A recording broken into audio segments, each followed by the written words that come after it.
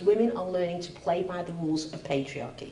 They are learning how to capitulate rather than fight back, which again I'm going to talk about as I move on into this.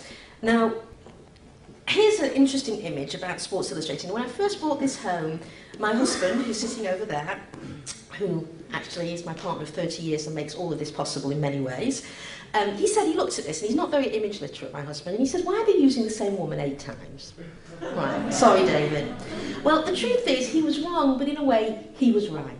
Because this is the truth of women in media, is they are stripped of a past, a present, a future, an identity, a name, goals, aspirations, wants, desires. They're stripped of all of those. And what's delivered up to us in the media are body parts of women who are indeed interchangeable. As long as you've got a flat stomach and toned thighs and rounded breasts and of a certain age and usually white, you are the same as the next. You're all the same. Gail, that is absolutely not true. There are wide varieties of body types in pornography. You say that they have to have large breasts. Well, no. Go look at Sasha Grey. She's probably one of the most, one of the hottest porn stars. As in hot, I mean, you know, I think she's sexy, but when I say hot, one of the most popular porn stars at the moment. Her hair color is jet black, in contrast to what you say about blondes. She does not have D-cup breasts, she has B-cup breasts. And you say that all, you know, there's a lot to go about with breasts in men. You know, not all breasts are interchangeable. Not all, you can't just say, oh, well, that's a set of D-cup breasts, so, you know, it's just as good as another set of, any set of D-cup breasts are equally good. No, that is just wrong. Completely wrong. Anyone who's gotten, like, okay, if I look at a woman in the porn industry like Taylor Vixen, she's my favorite, I'd say. She has natural D-cup breasts, and they look great, I think. I wouldn't look at a woman like Nikki Benz and say her breasts look good. In fact, I think they look repulsive. They are obviously plastic, and they are obnoxiously uppity. And just because they're D-cups doesn't mean that they're just as good as Taylor Vixen's breasts. No, that is just wrong. Secondly, you say you think that you say it in other videos that men prefer blondes, and you know Nikki Benz is a blonde and Taylor Vixen has jet black hair. There is something about me that, you know, I like women with jet black hair. It's just something I think is sexy. Jet black hair has always been a turn on for me, so that goes against what you say that all men only like blondes. Another thing you said is she has to have a flat stomach. I saw Taylor on Opie and Anthony, and she was gonna flash him or something, and one of them said, you know, her stomach has a nice little puff to it, and honestly it does, and I think that that's really sexy.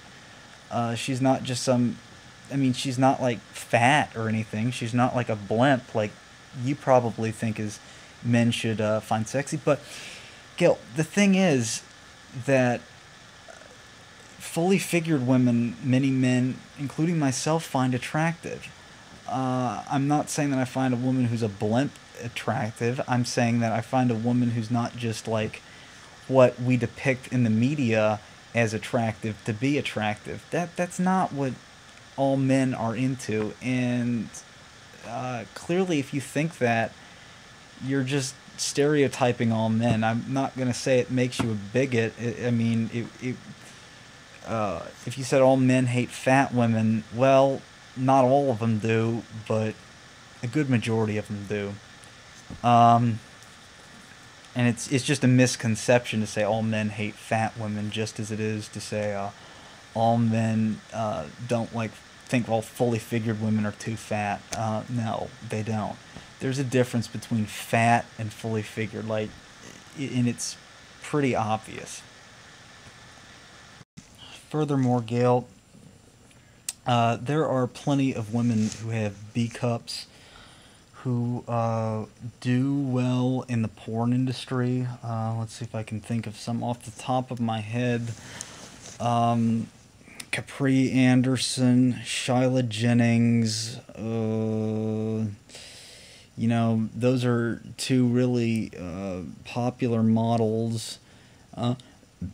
If you go on FTV Girls, a lot of their models have A cups and B cups, and they're not all D cups. Yes, there are a lot of busty women on there, but the guy who runs the site, Rob, I think, you know, Rob says he likes to, you know, mix it up a little. So, you know, and the thing is, he just makes sure they don't have implants or tattoos. He said he likes to keep that to a minimal, and I think that's great. That's something I like. But, you know, there are scads of women with B cups in the porn industry. And another one would be Lux Cassidy. There's another one. Ashlyn Ray. So there's 4 of them right there. They're decently popular, and they don't need breast implants. Let's see. Lux got Penthouse Pet in October 07, I think she said. So to hell with the concept of that you have to have get a boob job or whatever, and all large breasts are the same. But there are women who probably look better, have great looking B cup breasts. I think, you know, they don't need a D cup to look good.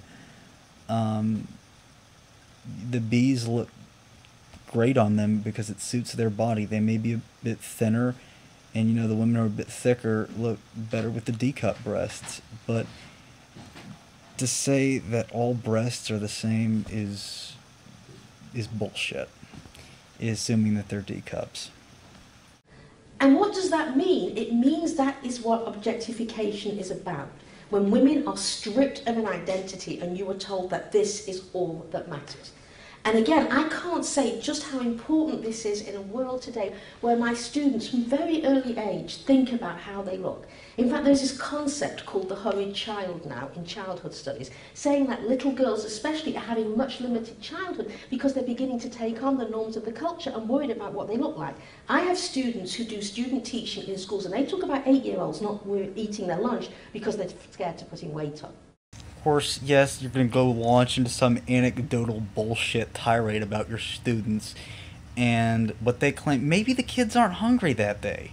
You know, you can't just assume that the kids aren't eating because they want to lose weight. Okay? That's anecdotal evidence, okay? Anecdotal evidence is not acceptable. And the thing is, you're supposed to be academically legit.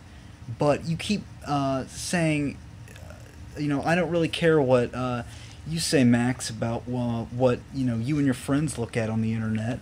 Max, I don't really care, you know, what sites you guys like to go to, even though, you know, you can get a legit validation from a site like Alexa.com, a traffic website, to show that these websites that, you know, you don't look at are popular. You say that, but then you go into this anecdotal bullshit about your students and what they say, and quite frankly, just because they don't eat their lunch doesn't mean that they are trying to, you know, look sexy at the age of 8. No, that's not. They may be not eating their lunch at the age of 8. But, as I like to say, causation doesn't imply correlation. Or correlation doesn't imply causation, excuse me. But, it's something simple like that you don't understand, and you just imply shit that can be obviously refuted, and that's just anecdotal evidence, and it's not acceptable. So what does this mean in our culture today? And you know what? Even if you are a woman and you have a sort of reputation and a nose, so take this. This is last month's Vanity Fair before the Oscars. Now, arguably, these women are at the peak of their career. They're all up for an Oscar for either, for acting. Now, what do you notice about them all? They're unclothed, right? And what do you notice about the men? So it doesn't matter, even if you are at the peak of your career, you are still delivered to men in the same way. And it is no accident that in prisons, the first thing prisoners have to do is strip naked. Because to be naked in the presence of somebody clothed is to be in a vulnerable situation. Oh my God, you don't understand why people have to be stripped naked in prison. It kind of makes sense if you actually think about it. You know, they smuggle a lot of shit in prison. People hide things up their ass crack, inside their anus, to make sure that it doesn't get seen by the cops or the guards, including drugs or even just things that are, that would be quite painful to shove up your ass. But the reason that they have to strip search prisoners is nothing to do with embarrassment. It has to do with security. And clearly, the fact that you don't understand that is just jaw-dropping. Prisoners have, they have rights. Just because a lot of them are scumbags, doesn't mean they have a right to be tortured. But,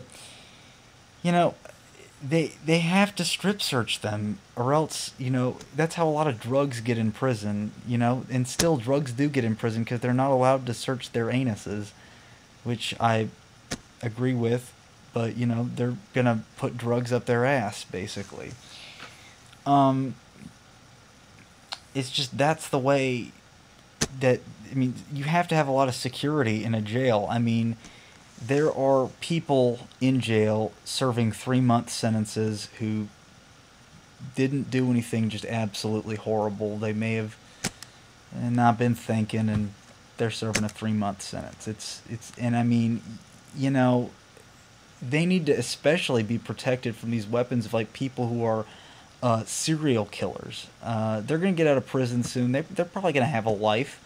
They're not going to be, they'll probably make something of themselves. There's some people who may have decent jobs and they may have messed up a little bit and they're serving 3 months in prison. That's a lot different than someone who's a lifer or probably a serial killer. And those people, as I said, they need to be protected, as does everyone else in the prison, including the guards and other prisoners. So that's the purpose of strip searching people in prison, not to embarrass them. I don't know where the fuck you got that idea from. Furthermore, Gail, there is another thing called CFNM porn in the realm of pornography. Of course, that magazine's not pornography, but as in Vanity Fair is not pornography, but CFNM stands for clothed female nude male porn, and there is a ton of that on the internet if you so desire to look for it. I doubt that you will even acknowledge its existence because you take a narrow scope of the realm of pornography. You just look at this tiny amount of pornography is what you say that there is, and you don't look at the wide scope of pornography.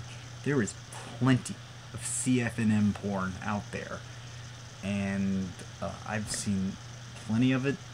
I'm not a fan of it, of course. I don't really get the psychology of it, but there are people out there that do enjoy it, and to ignore its existence is to ignore the psychology of a large number of people.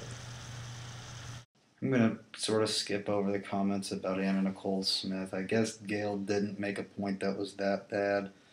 Yeah, her son died, and then, she died. I guess that's really tragic. I don't have any children. I don't know what it's like to lose a child. I'm sure it's a possibly the worst feeling you could have. But I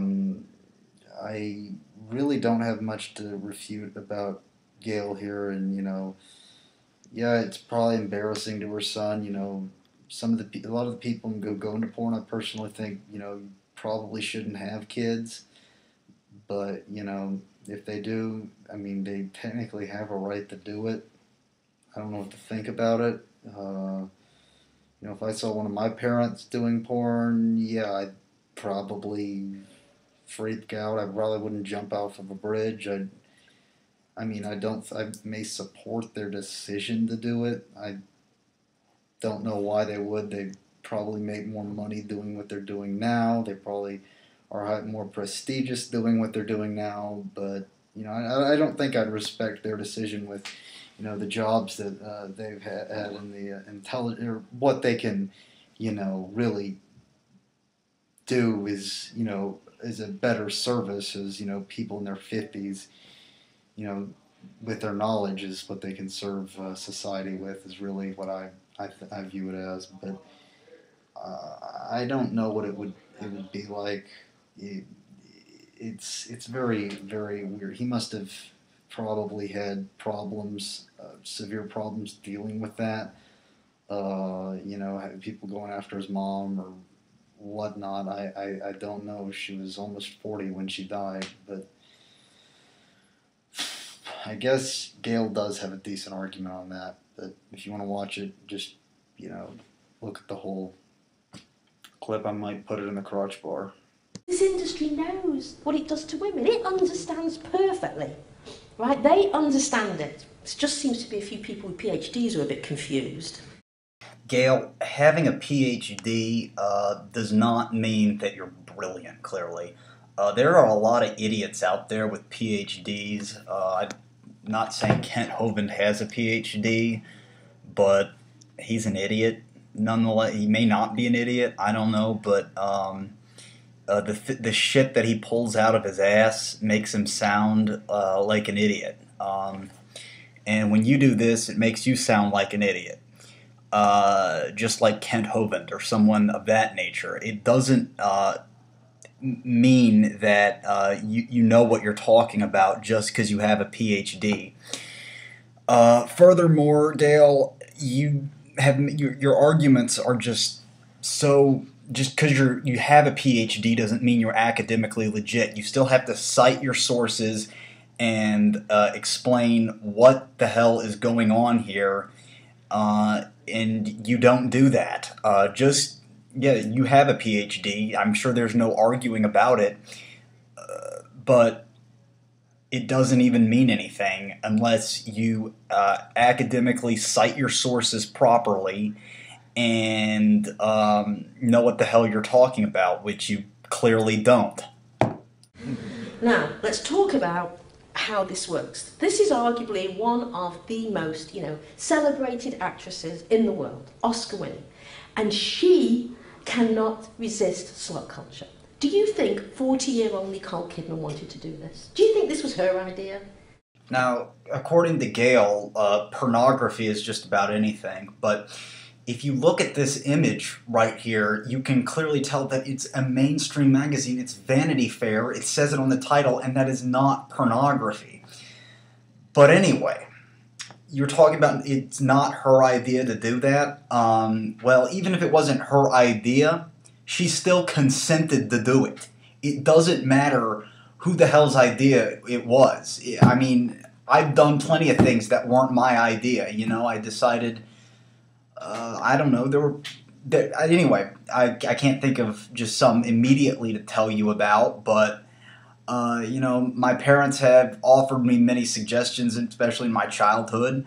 But I went along with that. I said, hey, that's not a bad idea. I play Magic. It's a card game. Sometimes me and my friend like to build a deck. And he said, hey, this isn't really a good card to put in this deck. Maybe you should put this one in instead. Okay, what's wrong with that? Apparently Gail doesn't understand. If it's like not my idea to make every one of these 60 cards the ones that go in the deck, then apparently it's somehow an evil deck. Somehow it's tainted, and since it wasn't my original idea, it's somehow evil. Just because I mean, she did consent to do it, though. She said, hey, you know, this may not be a bad idea. And regardless of what you think, Gail, she was consenting. Because if she wasn't, those people would be prosecuted to the fullest extent of the law. But, you know, just because she's 40, whatever. You know, she's older now, but she's allowed to do that. And she didn't have to do that. No one forced her to do that. It was her decision. And clearly, you don't respect that decision. But that's just you. You're an authoritarian, clearly, and don't respect people's right. You don't have to respect what they did, but you need to respect the right to make that decision. This is what happens to young girls, and it happens to all women, is that you are defined as either fuckable or invisible. And any woman reaching the ages of 40 knows exactly what that means, because you're aging out of fuckability into invisibility. So you're going to go off and say guys don't feel this way too? I mean, yeah, we do too, you know. I mean, a lot of guys don't have girlfriends. We all know what that's like. And, you know, we don't really feel like we fit in. You know, we might as well just not shave for 2 years, or, you know, not cut our hair, or not eat, or whatever. I mean, we just sort of feel bad, you know. We feel really invisible. And just because we have male friends does not mean that we don't feel the fuckable or invisible as you previously stated. I definitely know what it's like to feel that way, not having a girlfriend and, you know, just feeling invisible, just feeling that no one really cares. I mean, guys go through that too. It just seems like they want someone to care for them too. I mean, you know, just because you don't have a guy doesn't mean that guys won't be hitting on you if you're a girl. In fact, more guys are likely to hit on you if you don't have a boyfriend. You know, I thought, but, you know, clearly, Gail, you know, if you're fat, you know, also you probably won't have nearly as many guys.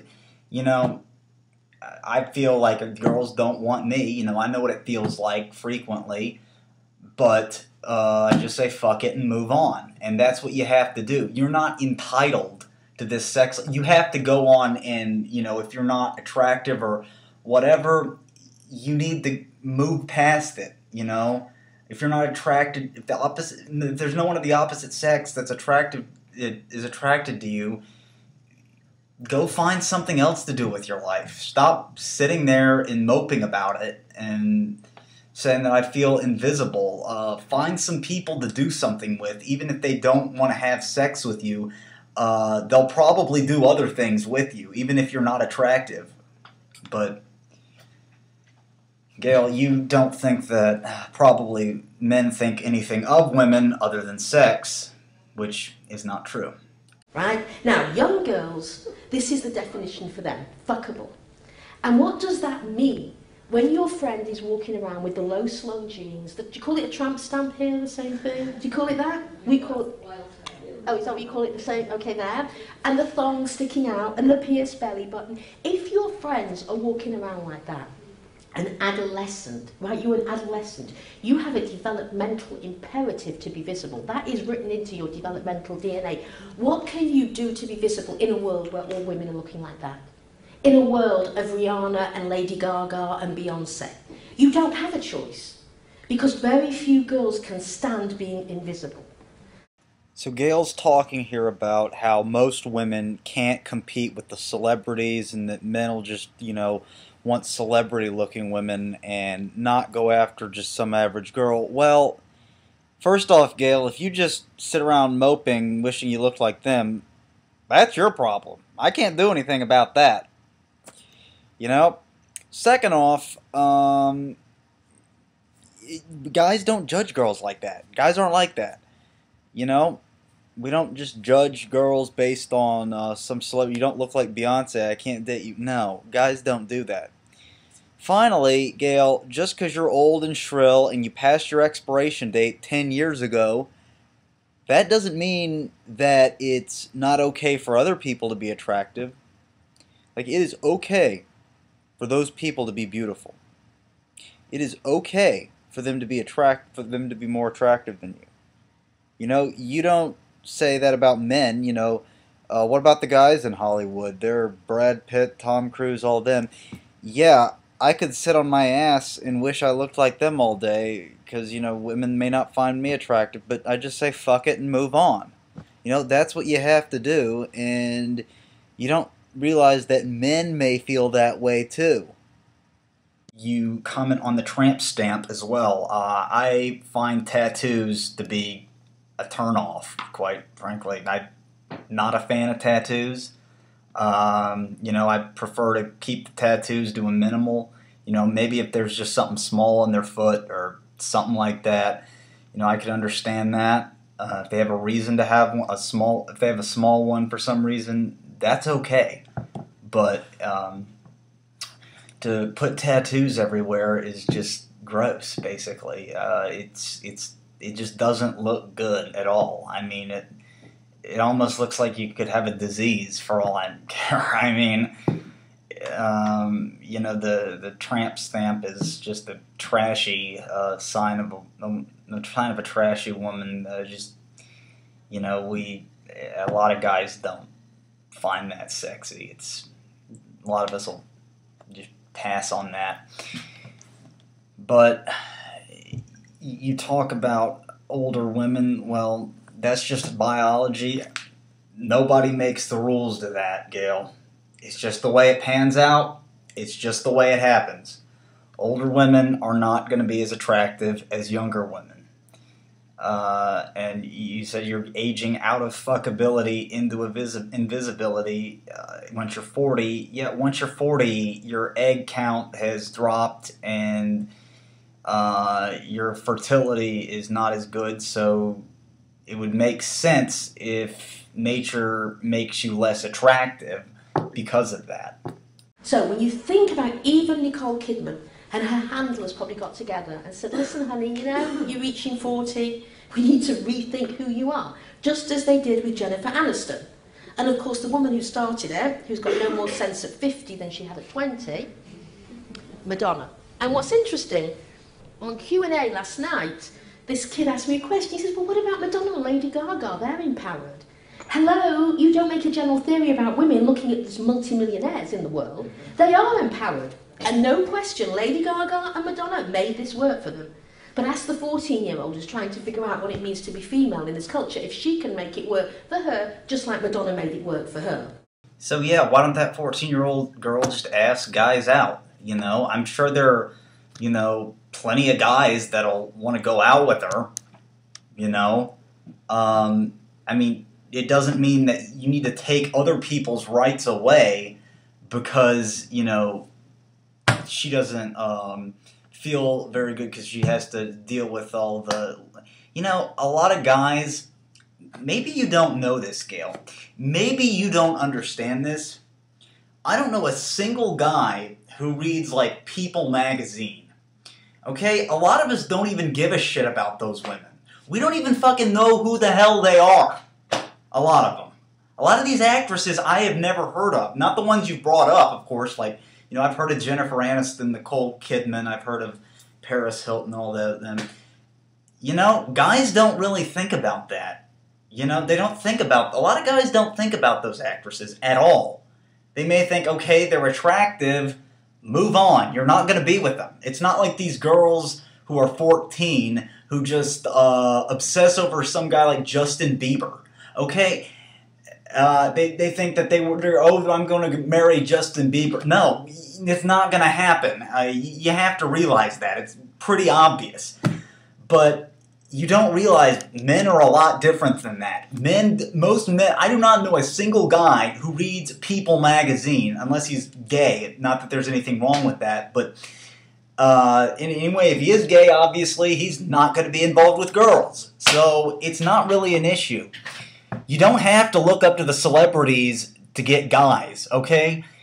that doesn't mean that you're not going to get guys. How stupid are you, Gail? Like, really?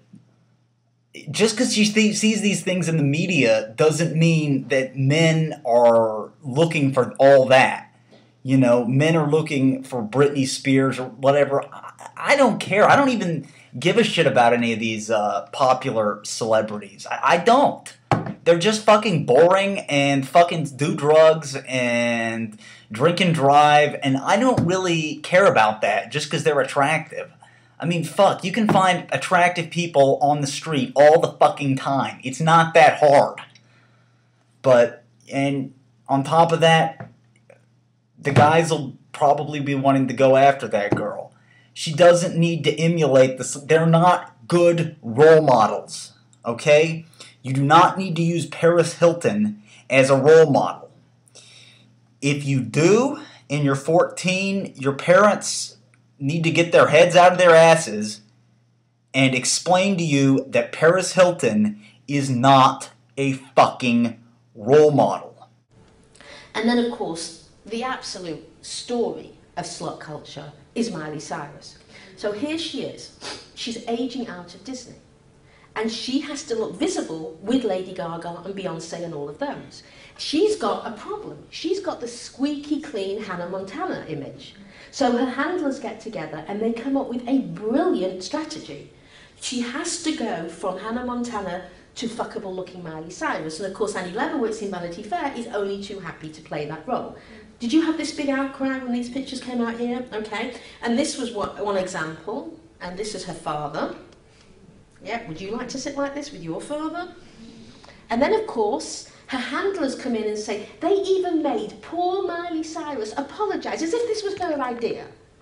Right? Talk about absolute cowardliness. And then, of course, there's an apology, and she's really sorry, and then next year this comes out, and it's morphed perfectly. Right? And now when you look at Miley Cyrus on a video, it has gone from squeaky clean Hannah Montana to fuckable Miley Cyrus, which she had to do. Choices, that was it. Very, very few choices in our society. And then, of course, we end up with French Vogue, like this and this. And so, this is the new world. And how do we explain what's going on? First off, let me state how much I hate Miley Cyrus. I hate Miley Cyrus with a flaring passion. Anyone listening to Miley Cyrus in public needs to be shot, probably. They do have a right to do it, technically. I'm just using hyperbole, just to be clear. I hate Miley Cyrus with a flaring passion. She's not even music. It's just processed shit that Disney comes out with. Anyway, you said she does not have a choice in the matter of doing that. Yes, she does, and if she didn't, her human rights are being violated, and those people need to be prosecuted to the fullest extent of the law. Would I sit like that with my father, or since I'm male, you could say my mother? Absolutely not. No. I obviously have a choice, and she had a choice to do that. And regardless of what you think, Gail, if she didn't have a choice, those people need to be prosecuted to the fullest extent of the law. A lot of guys do not look at Miley Cyrus really as attractive, at least to my knowledge. I guess technically now she's 18, she's decent looking, I guess, but a lot of guys, I think, would not want to be with Miley Cyrus. She just has that, you know, kid image, something, you know, we're not pedophiles, we're not going to go that way, that's illegal, and it's just sort of a thing that we think of, at the moment, at least. Furthermore, a lot of guys, no guys watch Hannah Montana, to my knowledge, or unless a 20-year-old man does not need to be watching Hannah Montana. And if he is, something is wrong. Okay, so he doesn't look at Miley Cyrus, and women who are older don't need to be looking at Miley Cyrus either. Women in their 20s, they don't need to be, teenage girls who are, you know, if you're 14 or older, you don't need to be looking at Hannah Montana. That's something that 8 to 12-year-olds girls look at. Okay? That's not something, you know, in any way, just because she tries to dress sexy, whatever. I don't really care. I'm going to say that I don't find her attractive because her music is so god-awful that to say that she's attractive is just wrong, okay? It's not even music. She's just a horrible celebrity. Her father is the biggest redneck hillbilly ever, and I think a lot of guys do not think highly of her at all. Let me tell you, the person who explained it very best to me was not a PhD in media studies or women's studies. It was actually an incarcerated child rapist I like to call Dick. Now, Dick said to me, and he was explaining to me, okay, about how he groomed his daughter. Now, are you all familiar with what grooming is? Grooming is a process where a perpetrator hones in on an individual child. Usually, often it helps if the child is vulnerable or alone, because then they're easier to shape. And then you start to tell them how wonderful they are and how beautiful they are. And then what you do eventually is you chip away at their self-esteem. So they begin to think that the only thing that matters is how they look. So by the time that perpetrator rapes the child, A, is bonded to the perpetrator, and B, believes that it's deserving. Well, my argument is we now live in a culture with a collective perp. The culture is collectively perpetrating against our young girls. It is grooming them, just as Dick said. He said to me, he looked me in the face, and he said the culture did a lot of the grooming for me when he was explaining about how he got his 10-year-old stepdaughter to give him an oral sex. This is jaw-dropping, okay? First off, we have no accounts to tell if this Dick guy even exists, okay? We don't know what prison he's in. We don't know his full name. We don't know any of this. You are legally allowed to release all of that information, okay? Anyway, you're talking about child rapists. There is a big difference. First, I know you go against adult pornography. There is a big difference between people who view adult pornography and those who view child pornography. Maybe you don't get that, Gail, but it should be pretty simple. Most people who view adult pornography, such as myself, find child pornography sick and disgusting, and clearly you don't extend that courtesy to us. But you know what? You say that a child rapist, I thought you're supposed to go against adult pornography. They're two completely separate issues. But according to you, Gail, you think that, you know, it's all just some conspiracy theory here going on, which it isn't. Not at all. But that's just, you know, what you think. That statement is completely devoid of any academic merit. You don't say the prison he's at, where he's incarcerated, or anything for that matter. You're saying that you go from that to child rapists, like Miley Cyrus to child rapists. I didn't edit any of that, okay? I didn't cut anything out. She went from Miley Cyrus to this guy who's a child rapist. There is a big difference, I think. You know, you're gonna say that like you talk about in our culture. It seemed like you said we live in a rape culture, but I've got a good question for you, Gail. If we live in a rape culture, then why the fuck is it illegal? I don't think that most people are rapists. You're gonna be one of these people who probably says 1 in 8 women are raped, or pull some shit out of your ass like that. But you're Gail Dines. I wouldn't be surprised if you did say something like that. That's what he said to me. And I thought, you're exactly right. It's a collective perp. And so now we are basically grooming our girls to start dating boys who themselves are being groomed by the porn industry. And now we switch to where this is all coming from, which is, of course, pornography. You say that all the guys are being groomed by the... I don't know many guys who rock the pens in the pocket. As much as I view porn, I still rock the pens in the pocket, okay? It's just how I roll. I like to put my pens in my pocket. It's a convenient storage place. I can get them out and solve a math problem real quick. Okay? But I don't dress like guys do in the porn films. I don't, dress like guys in Hollywood. I don't really care how they dress. Okay? I wear a button-up shirt every day and wear some shorts. That's just how I dress, okay? If anyone has a problem with it, they can fuck off. I don't really care. This is how I dress. If anyone says I look like a geek, I am a geek, okay? I'll go ahead and tell you, I'm a geek. Now, first of all, the pornography is over $97 billion a year. We don't know for certain. This is a very hard industry to track. This is one of the statistics that tends to be branded around. So probably somewhere in this ballpark. They make over 13,000 new movies every year. All right, this is the industry. Most of them are made in Los Angeles. So imagine this. There are 420 million porn pages on the internet. So we are saturated with pornography. Now, what's so interesting is, again, listening to these people at the Sydney Writers' Festival, you would think pornography is just a kind of collection of images. Let me tell you, it is an industry. And I study this as I would study any industry, the car industry, the health industry, you name it. And the first thing we know is, like all industries, it raises capital, it hires managers and accountants, it organises trade shows, it has PR firms, and very, very importantly, it interfaces with banks, credit card companies, venture capitalists, cable operators. It is bang smack in the middle of Western capitalism.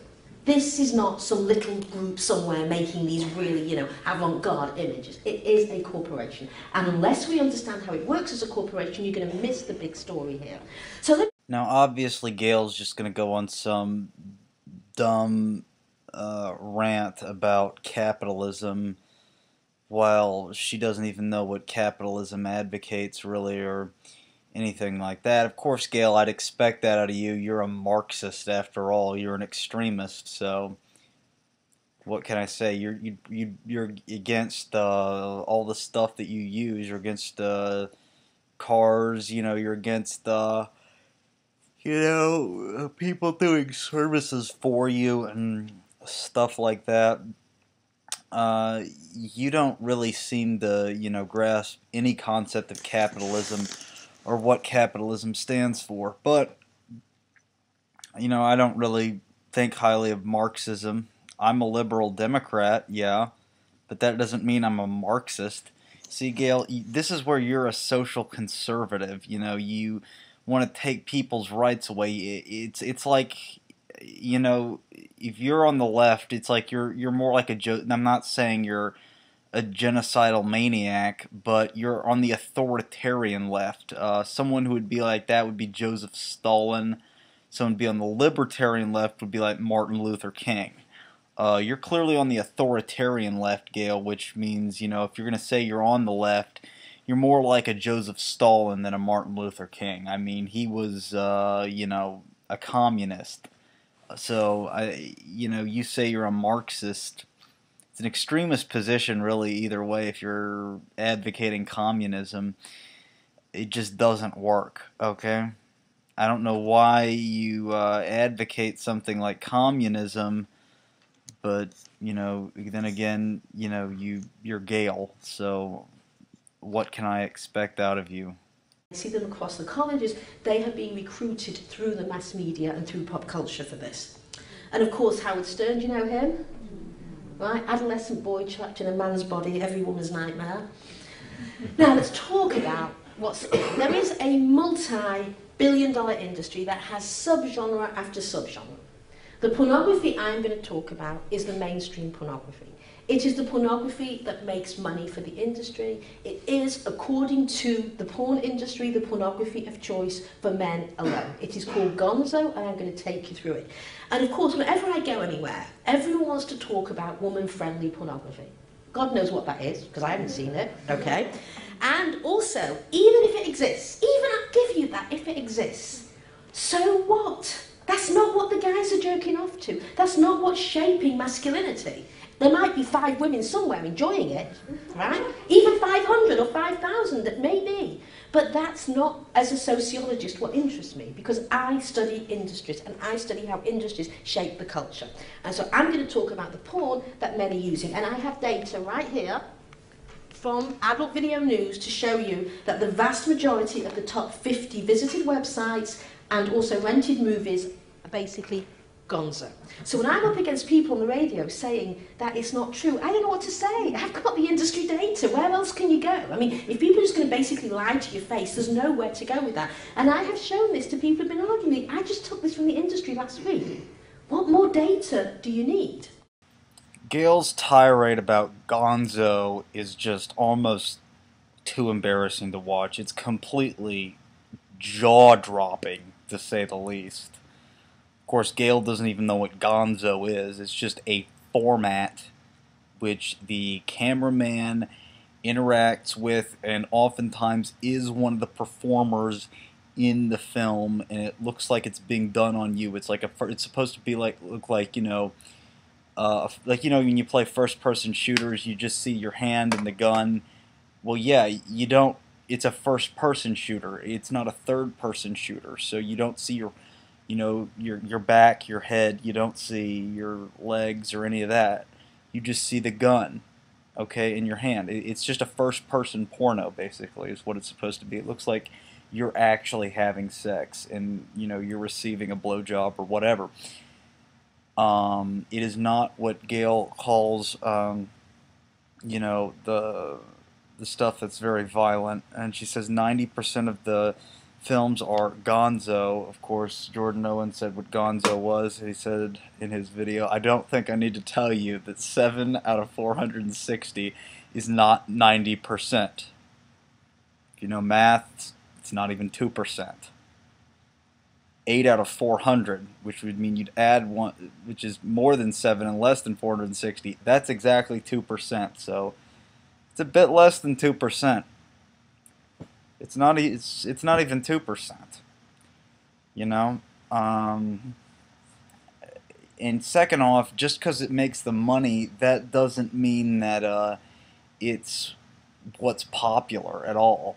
A lot of it is pirated or downloaded off of tube sites, such as PornTube, XNXX, or whatever, sites like that. And the way you need to see what's really popular is to go to a traffic site, and that'll probably tell you what's popular.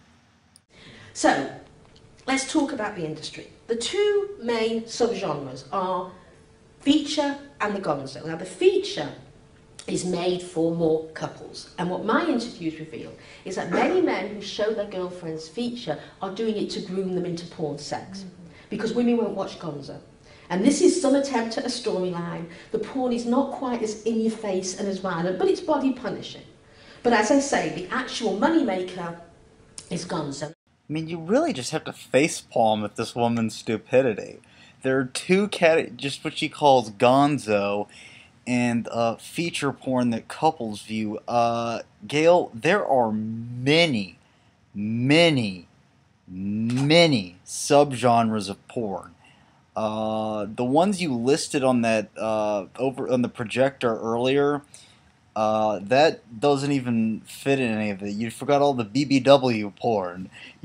As gross as it is, all the women over 500 pounds, as I mentioned earlier.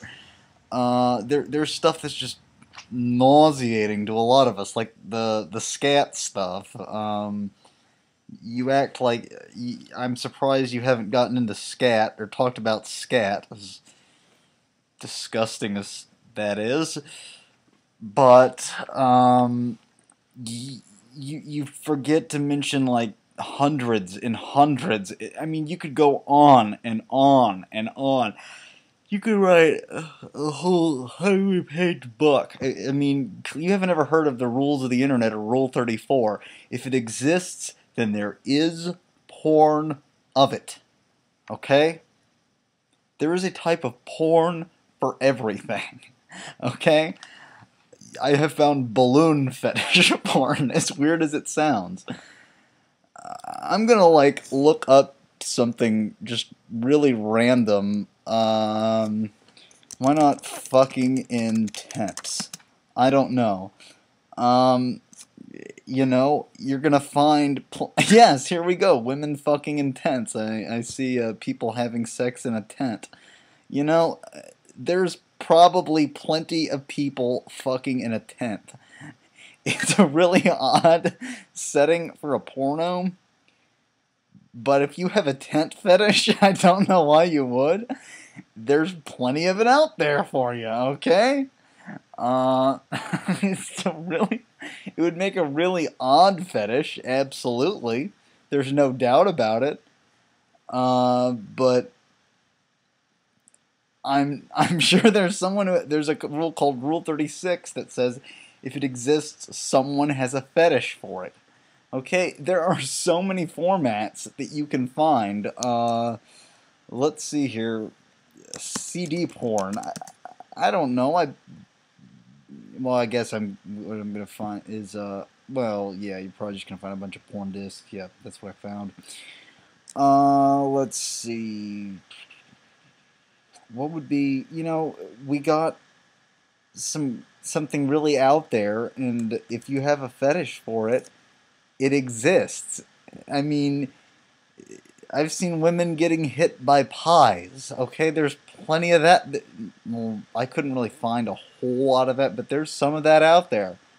Okay, there's a website called my brother told me about called Big Sausage Pizza, where, you know, these girls order a pizza and then the guy sticks his dick through the pizza and they're like fucking on the pizza. It's, you know, like she's on his lap, and yeah, basically it's a really weird site.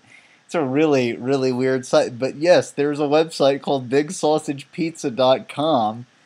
It's pretty fucked up, but it's out there, Gail, and there are so many subgenres. I guess you could say it's a pizza fetish. I don't know if it is. There's plenty of food fetishes out there. There are millions of fucking fetishes out there.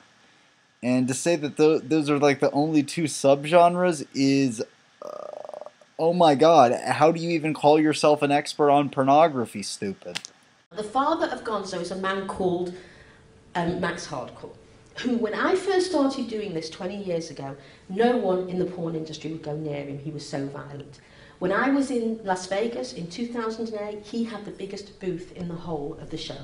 So the fact he has moved from the margins to the centre is very good evidence of where the industry is. On his website, he writes, "I force girls to drink my piss, fist fuck them, ream their asses, and drill their throats until they puke." And puke they do. He invented vomit pornography. Gail, you bring up the Max Hardcore stuff like he's like this, you know, head honcho of the porn industry. He is the most... He's like more well... You act like he's like more well known than some guy like Ron Jeremy or something. You know, I looked at Alexis... As much as you want to say his booth was... or whatever you're saying, let's look at his traffic rank on Alexa.com. So it's maxhardcoretv.com, I think. What is it? It is 1,158,153. So it says Max Hardcore TV is ranked 1,158,153 in the world according to the 3-month Alexa traffic ratings, and the fraction of visits referred to by search engines is roughly 28%. Approximately 50% of the visits to the site are bounces, as in only one page view, and visitors to this site spend approximately 20 seconds on each page view, and a total of 2 minutes on the site during each visit. Max Hardcore's visitors view 3.8 unique pages each day on average. So, Gail, it says half of the people who go to maxhardcoretv.com leave. Okay? And it's probably because they're put off by it. I don't know if you figured that out, but that's why most people leave websites like the Max Hardcore stuff. As much as you want to say he's not highly regarded at all in the porn industry. I don't know any. I tried to find some of the actresses on their site to see if I recognized any of their names, and no actress with any name recognition whatsoever will work with him because they think it'll be the end of their career, and people don't want to see like girls like Taylor Vixen. Well, she doesn't work with guys anyway, or April O'Neil or Jaden Cole or Bobby Starr or anyone like that to work with someone like Max Hardcore. But furthermore, as long as the people in his films are consenting and are of age, that's it.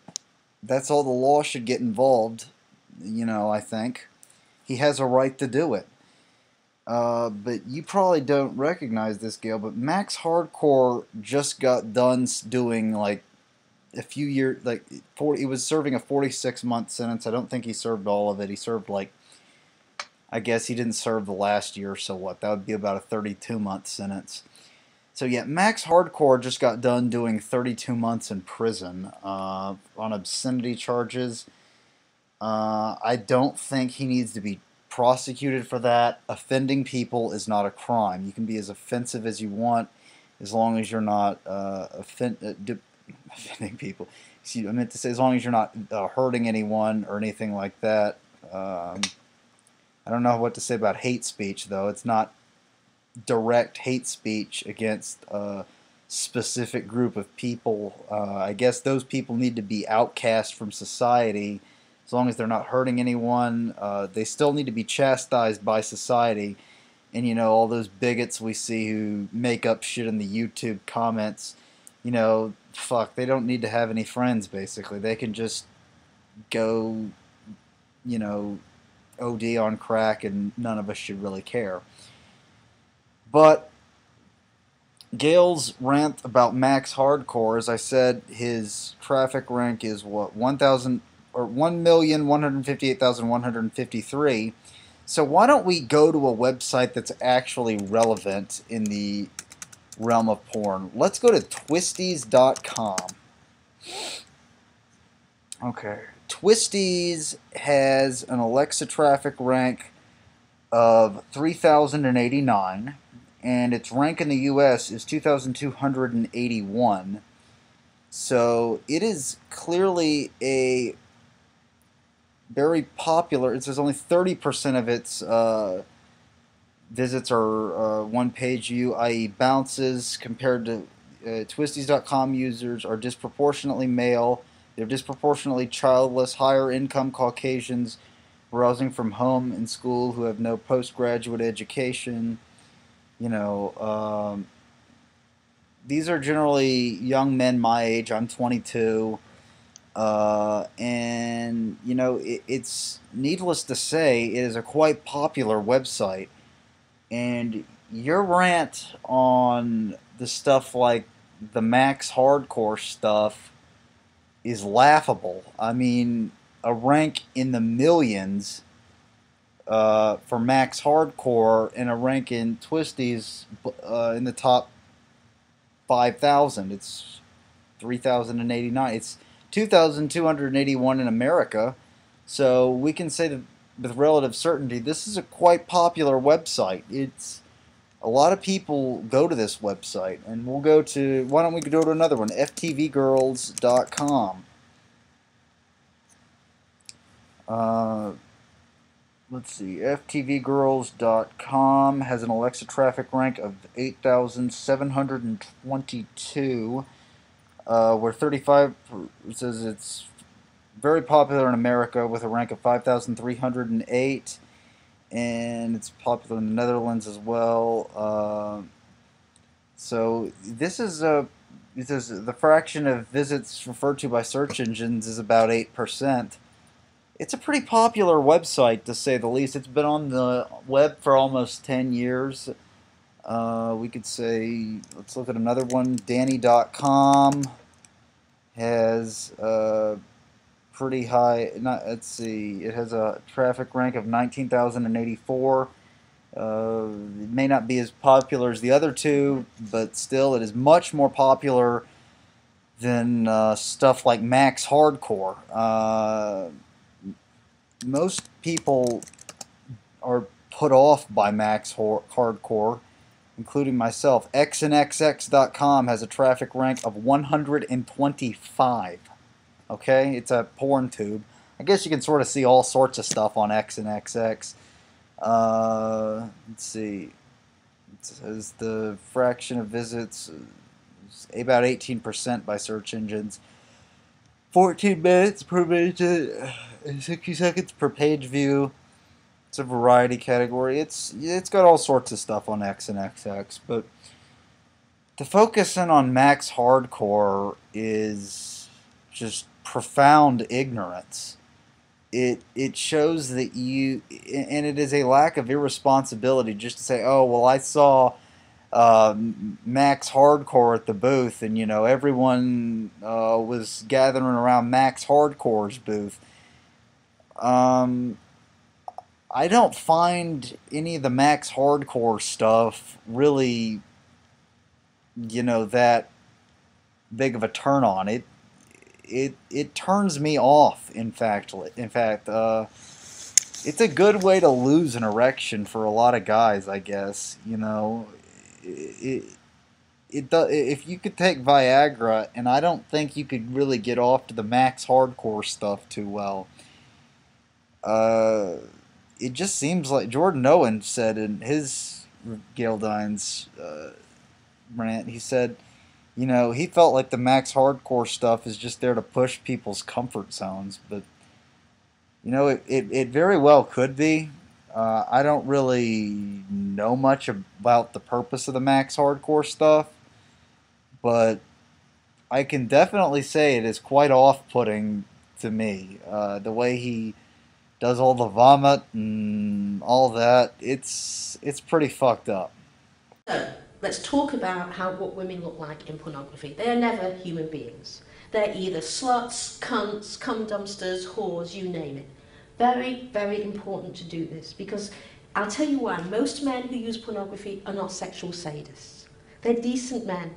And you have to tell them that that woman that you are masturbating to, that woman who is in pain and is grimacing and is crying, she's not like your mother, your girlfriend, your sister. She's different. She's a whore. She's a slut. She's a cum dumpster.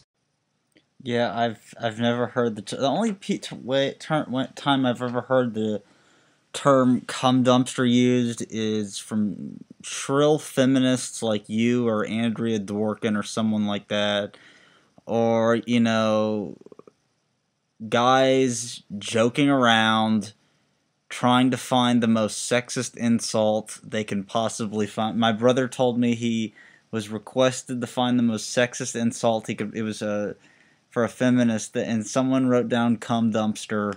You know, I have never heard that. I don't watch any porn with men in it, but I have never heard the term cum dumpster be used in a porn film. The only place I've really heard the term cum dumpster be used is by you, Gail. I watch a lot of porn, but I don't hear girls get called cum dumpsters. Or I guess at least the porn I watch, because it's all women. I have tried to look at some porn with some men. No, they don't call women cum dumpsters in there. Also, I wanted to add, Gail, if you're talking about the Max Hardcore, unless you're talking about the Max Hardcore stuff, which I'm assuming you are, and as I said, he's not highly regarded. I'm pretty sure most men don't get off to women crying or being in pain, and unless they do, but if they do, and you know everyone's consenting, That's it. Okay. Some people get off to that, actually, to being in pain, and some people get it off to putting other people in pain, but it's in a consensual way. Um, but I don't really know about the crying and all that and all the max hardcore stuff. It's not really that highly regarded by and large in the industry. Because somehow, in the minds of patriarchy, there is a generation of women every year, every generation, who are born, who are different from the rest of us. We wouldn't do that, but that whore, bitch, cum dumpster over there, she's different. Don't feel any empathy for her. And that's how, because you know what? If men using pornography, if they were jerking off and they looked in the eye of that woman and they saw her as a human being, that would kill the erection stone dead. And you know what? That's the good news, because it means they're not psychopaths. The bad news is the ones that I often interview in prison who are thrilled that she doesn't like it and tell me that they have to look for that. If she looks like she's liking it, it kills their erection stone dead. So the good news is most men aren't like that at this moment. So as we know, Gail's just going to go on and on about the max hardcore stuff, but he's not really regarded, as I said. But she says that the people who get off to it, I don't really. Jordan Owen commented on it, and he said that he thinks it's just, you know, sort of there to push people's comfort zones, and you know, it's not. He's not really, I don't even really know how people get aroused by it. If they do, whatever, but it's a lot of people find guys like Max Hardcore to be disgusting. And for you to go on and on and on about Max Hardcore and saying that the girls that are in there aren't humans and men are getting off to it because the woman is in pain is laughable to say that, or they're trying to just degrade the woman. That is laughable to say the least. I mean, you forget that a great majority of men are out there looking at Twisties clips and just girls masturbating or lesbian porn. A lot of it that's popular, a lot of that is not the Max Hardcore, contrary to what you believe. You just say he has the biggest booth. Well, maybe all the people there just heard that Max Hardcore, all of his fans just heard that Max Hardcore was going to be there, and they showed up. I don't know. Maybe, you know, no one else wanted to show up. I don't know, but it could be that it was just a big Max Hardcore gathering or something. I don't know what happened, but he's still not like this, you know, big figure who's like people bow down to in the porn industry. What's going on? The number one sex act in gonzo porn is gagging. That is when the penis is so far down the throat, it actually activates the gag reflex. Now, when this is happening, it means when she starts to gag and you hear her choke, you literally hear her choke, and she starts to pull away as she would, he grabs her head and pulls her towards the penis even more, at which point she is then, the tears are streaming down her face, and they put a lot of mascara on, so you get to see the visual evidence of the tears streaming down her face as she is gagging. And that is in virtually all gonzo now. That is the hallmark of gonzo. The other hallmark of gonzo is very, very rough anal sex. Now, in gonzo, the goal of anal sex is to make it hurt. For example, this is a promotional copy from Anally Ripped Whores, the movie. We at Pure Filth know exactly what you want, and we're giving it to you. Chicks being ass-fucked till their sphincters are pink, puffy, and totally blown out. Adult diapers just might be in store for these whores when their work is done. This is the promotional copy. Right? This is the promotional copy. This is the world of pornography. So when you hear people saying it's about women, you know, having sex and enjoying it, let me tell you, this is the reality. Of course, Gail's tirade on gonzo is laughable at best. She doesn't even know what it is. I mean, she thinks all gonzo is you know, like guys like Max Hardcore and, similar sites like that. Gonzo is just POV. I don't really know how you really have Gonzo. If you're going to be, I guess you could if you're, yeah, I guess you could if you're doing an anal scene. It'd be kind of weird, really. I, I, I don't know really how it would be filmed, like a blowjob, or I guess you just have the guy sitting on his back with the camera on top of his chest. Uh, yeah, and then you have, you know, I guess you could have the girl riding on top of the guy and have the camera on his chest. Um, I think the camera on the chest is sort of, or sometimes they stand up and hold it and they shoot down, but it seem like it would be a bit harder. But that's all Gonzo is, Gail. It's just POV. And that's all it is. Some of it, Jordan owns it. Some of it's very vanilla, and some of it's like max hardcore. But you talk about how all it is gagging and really rough anal. And then you say that's all porn is. There's a whole lot more in the porn industry that a lot of people watch other than gagging and anal. In fact, I would assume a lot of people are put off by those things. The anal, the rough anal, and the gagging. There are a lot of people that are put off by those things. You go on and say that everyone enjoys it, and that's all that's being sold, really. Well, no, it isn't. Again, a lot of it's pirated and gotten off tube sites or as well, but that doesn't mean that everyone who watches it is just into all that stuff that's pirated. Rather, excuse me, that's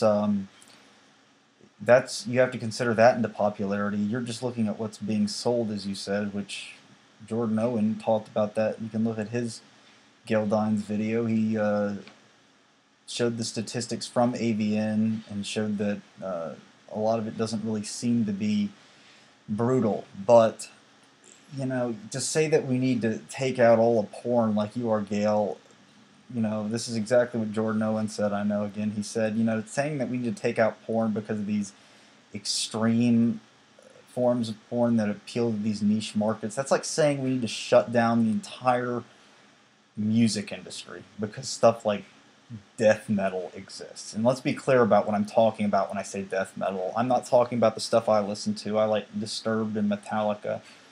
I'm talking about, if someone said that we need to shut down the entire music industry because death metal exists, I'd say, but I don't listen to death metal. I like Metallica, I like Disturbed, I like Megadeth.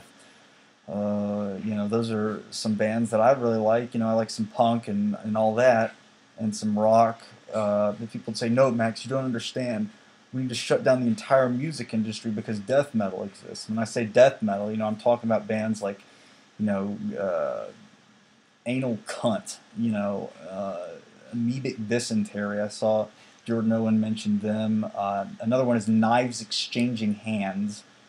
And the big one is Cannibal Corpse. They write these songs like Meat Hook Sodomy. And their big hit, I think, is called Hammer Smashed Face. That's the one I see when I type Cannibal Corpse into YouTube. I see that one over and over and over. I see... Meat Hook Sodomy, Hammer Smashed Face, Necropedophilia. I listen to that. That is just absolutely just blunt force castration and entrails ripped out virgin cunt. And when people tell me about that, I'm like, yeah, that exists, but quite frankly, I'm put off by it. I mean, the vocals sound like a barking dog. To say that we need to shut down the entire porn industry because of guys like Max Hardcore is really just like saying we need to shut down the entire music industry because Cannibal Corpse exists. what percentage of people do you think listen to Cannibal Corpse? I mean,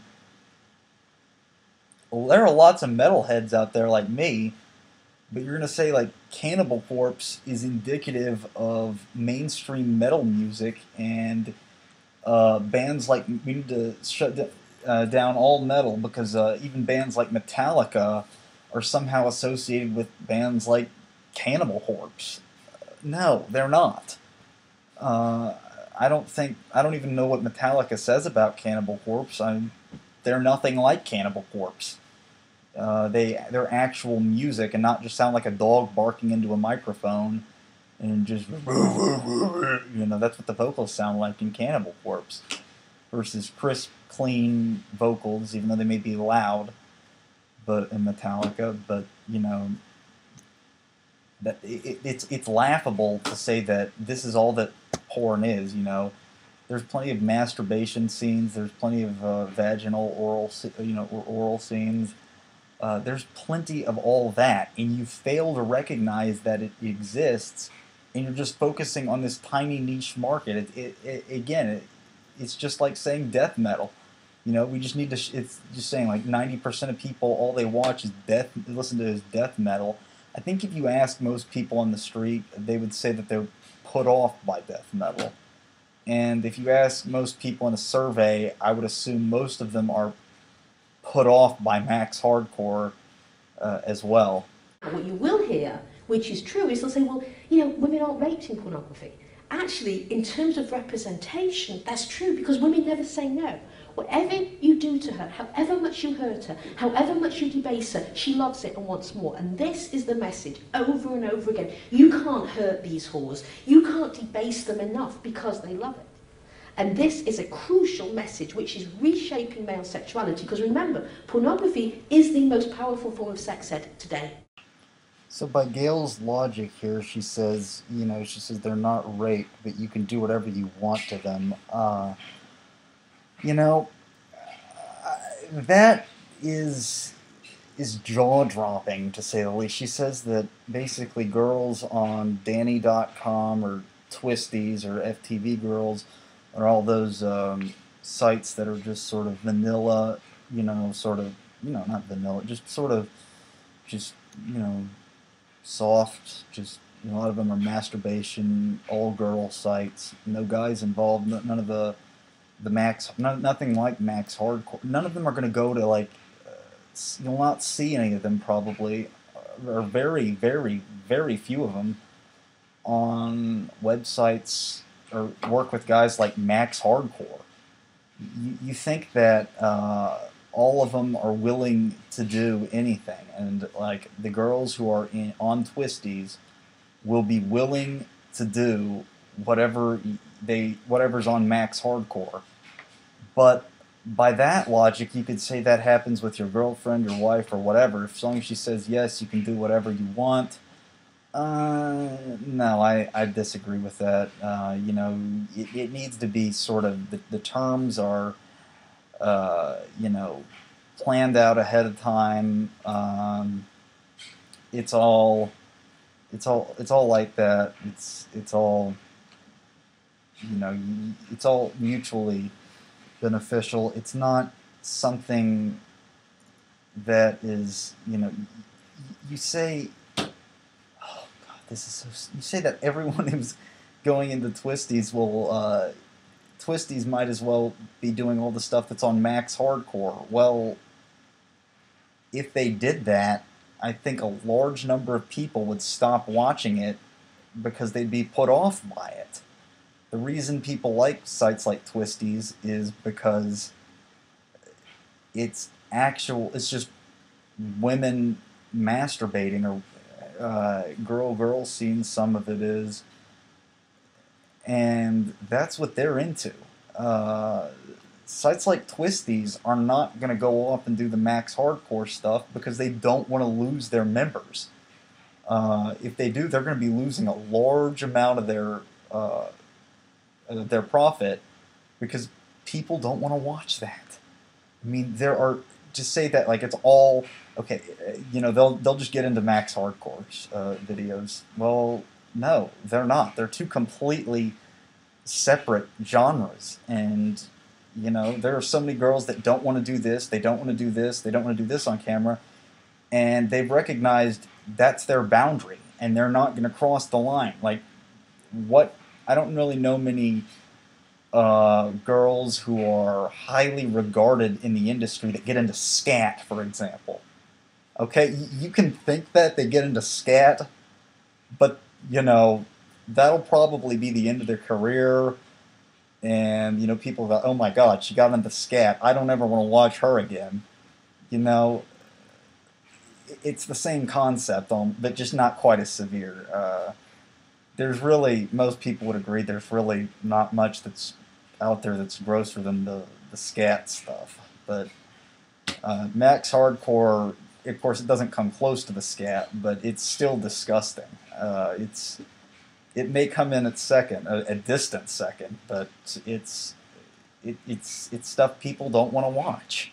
And let me tell you, never before have we brought up a generation of boys with hardcore pornography accessible 24/7. This is a social experiment of which we have no clue what's going to end up. I don't know, and I have studied this for 20 odd years, and I can tell you I don't know where this is going to end. So by this logic, Gail, we've already covered this. You probably want to live in a caveman society, because every society is a social experiment. Just because, you know, it may not be something that you agree with doesn't mean that you should say we shouldn't live in a society that's a social experiment. Well, I'd rather live in a society that we don't know what's going to happen and have it be an experiment than live in a cave, basically, or, you know, be part of a caveman society. It's barely above caveman society, I guess, you know, barely has any social you know, social networking or social contact. Just that's what you're almost advocating here, which is ridiculous. Now, when we interviewed Robert Jensen, my colleague, when he interviewed a porn producer in Las Vegas and asked him, why this anal sex? Why has it replaced vaginal sex? This is what he says. Essentially, it comes from every man who's unhappily married and he looks at his wife who's just nagged at him and he says, I'd like to fuck you in the ass. Nobody wants to watch a girl enjoying anal. This is direct from the porn industry producers. You can go on porn websites and you read what the aficionados of porn talk about. For example, I went on one and there was a thread of hundreds and hundreds of postings of painful anal, it was called.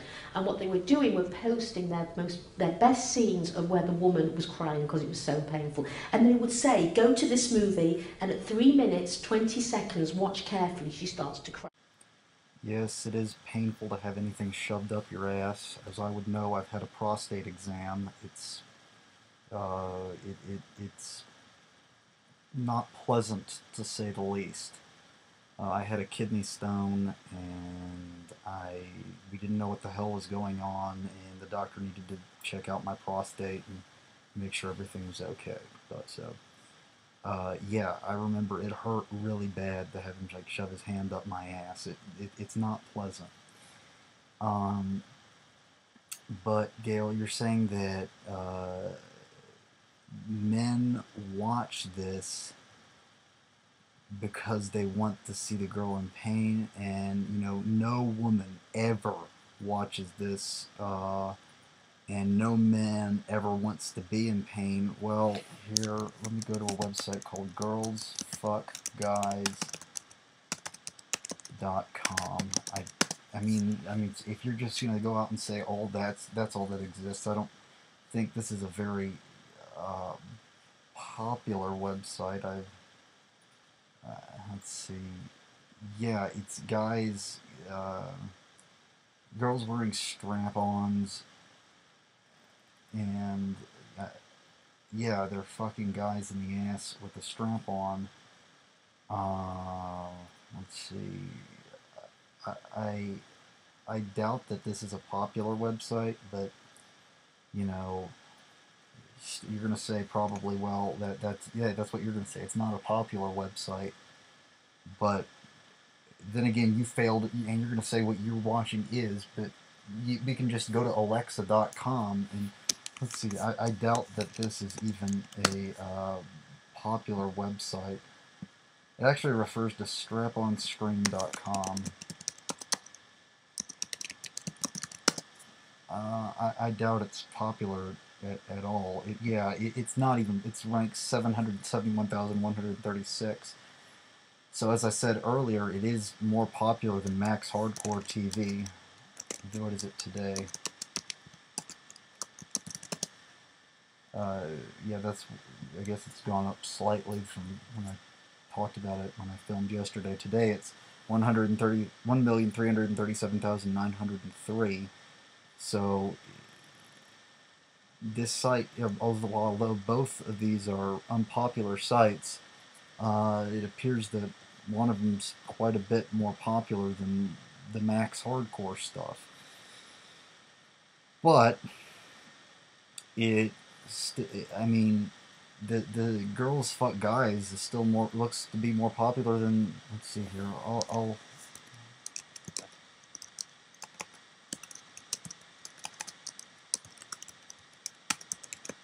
there is some of this stuff out there. I mean, it's men being dominated by women, men receiving anal sex. I mean, and of course there's gay porn where men receive anal sex. And of course, Gail goes on this tirade of, she did go on the tirade about anal. The biggest point of it is ATM, but, which is not true at all. Let's see, this is 5 strap-on girls ass fuck some guy. Yeah, okay, yeah. So this guy is getting it in the ass from these girls wearing strap-ons. I'm watching this clip as we speak. I just seen that it exists, but it doesn't seem like he's having a lot of fun either, Gail. And why don't you also comment on that? The fact that the guy, that poor guy, is getting fucked in the ass there, even though he's consenting to do it. But you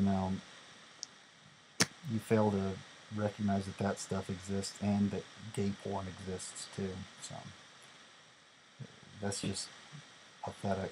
What else is going on in pornography? DP, double penetration, triple penetration. The standard porn movie today is 1 woman, 3 men, all anal, vaginal at the same time. As they are spitting in her face, as they are calling her a whore and a slut and a cum dumpster, as they are slapping her. This is the standard porn movie today. Oh my god, like, where do I fucking begin? This is one of the dumbest things I have ever heard this woman say.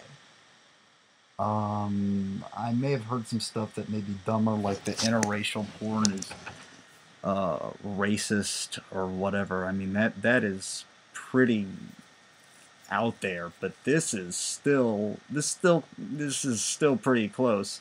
The standard porn. Okay, first off, when you say the standard porn film, there is no standard porn film. That's like trying to say the standard Hollywood film, okay? It's ridiculous. There is no standard Hollywood film. There are so many genres of Hollywood films. There's horror movies, there's comedy movies, there's action movies, there's, documentaries, and, sort of those movies that make everybody feel good or whatever. To say that the standard Hollywood movie, I can't think of, and there are movies for kids, of course, all those. I can't think of the standard Hollywood movie, just like I can't think of the standard porn movie. You say that it is a woman getting fucked in the ass, vaginal and oral at the same time. I'm sure there's plenty of that. There's plenty of double penetration, so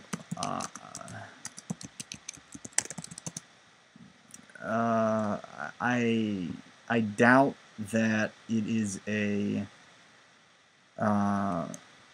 really something that a lot of people watch. I'm sure there is a decent market for it. Yeah, there's a market for just about everything that's being sold.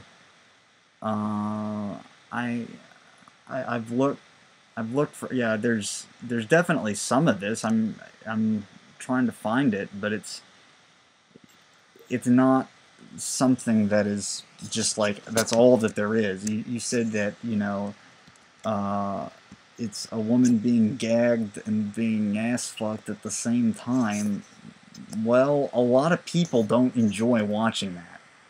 And to say that everyone enjoys watching that it basically makes you a bigot, Gail.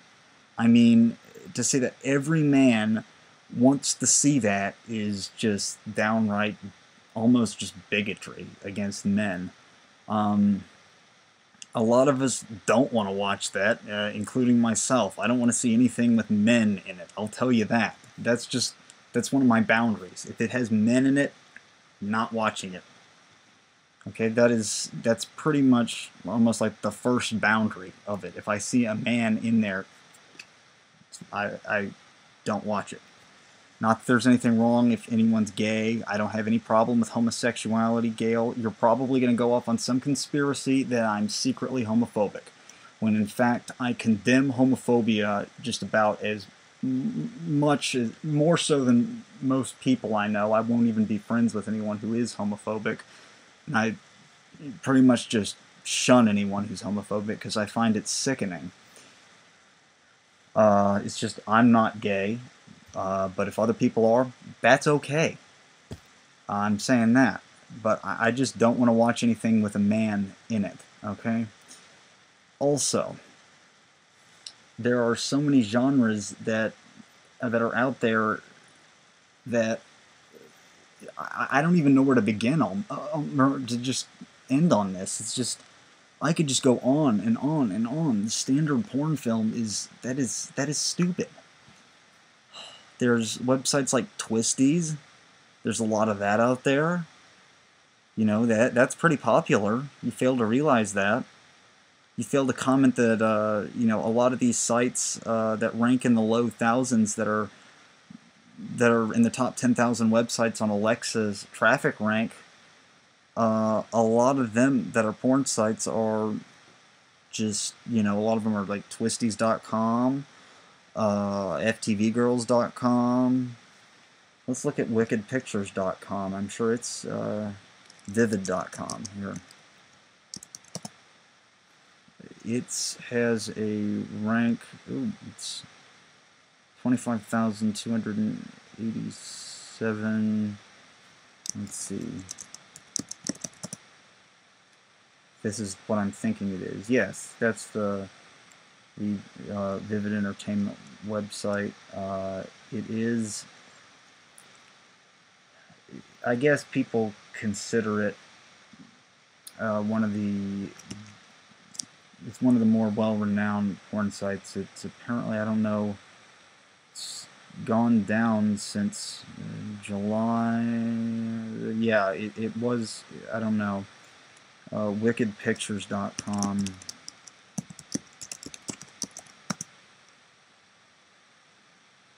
It has an Alexa traffic rank of 18,292.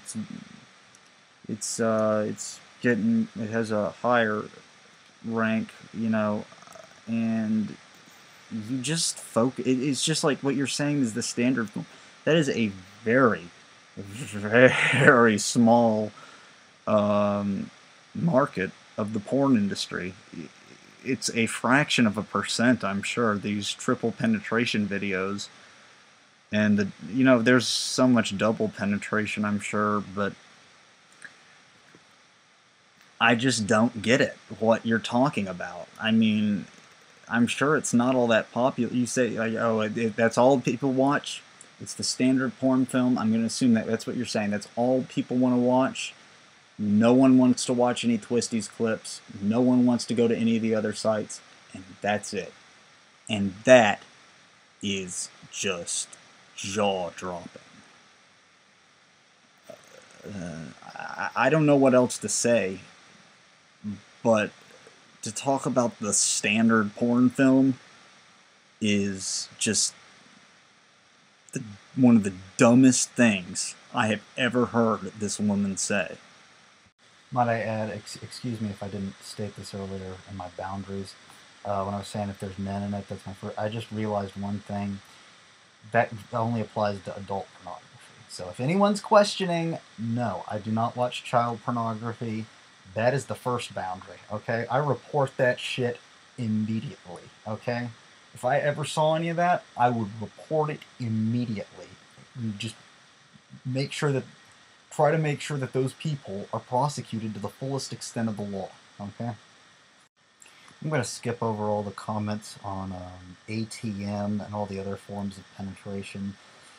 Jordan Owen clearly covered this in his video on Gail Dines, and I just want to make sure that, you know, the ATM stuff isn't really that highly regarded.